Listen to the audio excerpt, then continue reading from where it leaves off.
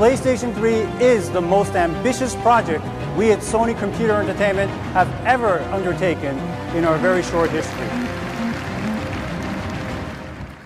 In 2023, the gaming world witnessed an unexpected surge in demand for the beloved PlayStation 3. Despite being released more than a decade earlier, the retro console experienced a remarkable revival, captivating both seasoned gamers and a new generation of players. The increased interest in the PlayStation 3 can be attributed to its iconic library of exclusive titles, the nostalgia it invokes in long-time fans, and the growing trend of gamers exploring gaming history. I recently released a video on the channel where I purchased a used PlayStation 3 and a few games to see if it still holds up in this day and age.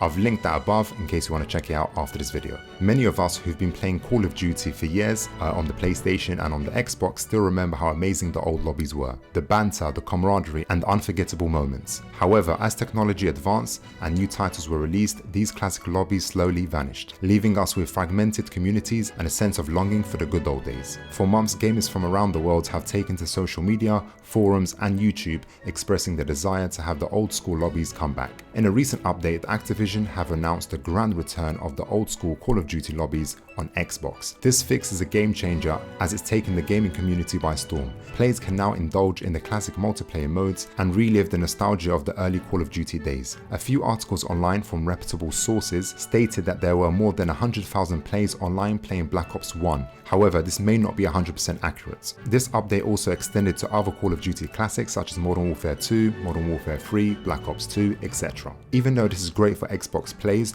we know the true reason why this happened. This was due to the Microsoft acquisition over Activision Blizzard. Personally, I think this wouldn't have happened otherwise. There's been numerous YouTube videos released over the past couple of days showing the OG Call of Duty gameplay, but the major question is, what about PlayStation? I've been fortunate to play Modern Warfare 2 on the PS3, and yes, I am able to enter games very quickly, however, not all game modes are playable. I'm only able to get into Team Deathmatch and that's pretty much it. Again, will Activision revive all game modes? Highly unlikely, as they're planning to depart from Sony. Personally, I think if they were to, then a large amount of players will stop playing the current Modern Warfare 2 and therefore their profits will tank.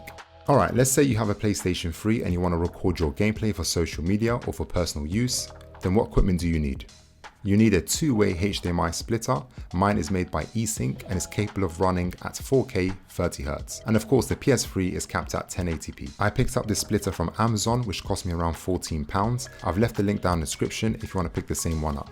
I do need to mention that you need to make sure that the splitter you purchase can allow HDCP bypass, or else it won't work. Initially I picked up this splitter which doesn't allow the bypass, and therefore I just encountered a purple screen when I switched on my PS3. Sadly, I had to return it. As you can see, it's very nice and it's small as well, so it won't occupy too much room on your desk. It consists of two HDMI output ports. On the other side, you can find one HDMI input port and a power port. The splitter comes with a power cable which has a USB head and must be plugged into a power source. I'll be using the USB port on my monitor.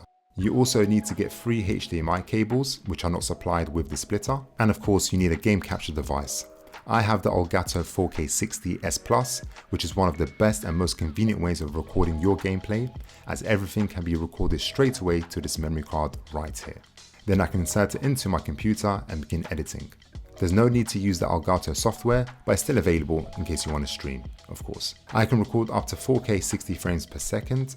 At the back you can see all the 4 ports. This is an overview of all the equipment that you need, minus one HDMI cable which is already plugged into my PS3. Now we're going to connect all the equipment to the monitor and PS3. Firstly, grab your game capture device and plug in the power cable to give it power. Then place a HDMI cable into your PS3 and then the other into the HDMI input on the HDMI splitter. Now place the power cable into the splitter, then into a power source. I'll be using my monitor. As you can see, there's a red light indicating that it's on. Now place your second HDMI cable into the HDMI output 1 on the splitter, then straight into the HDMI input into your capture device. Now grab your third HDMI cable and insert it into the HDMI output 2 on the splitter, then straight into the back of your monitor. Switch on the PS3 and your monitor.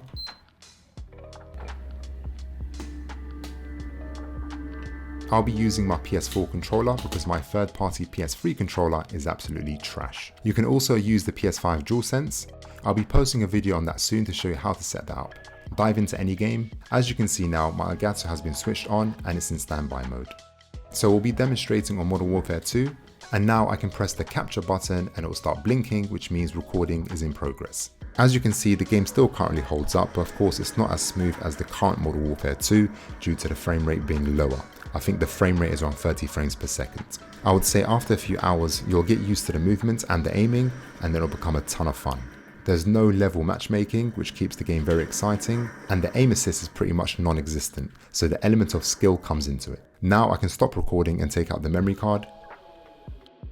Grab your computer or laptop and insert the memory card. Find the footage and play it. And as you can see, the recording is flawless. Now this gameplay can go straight into your video editing software to be edited and then exported and uploaded to any social media platform. Okay guys, I hope you found today's video to be useful. Let me know which game you're planning to record gameplay for down in the comments. Links to all the equipment that I've used in today's video will be included in the description. Leave a like on the video guys, I would really appreciate it, and subscribe to the channel for tech and gaming related videos. And until next time everyone, take care.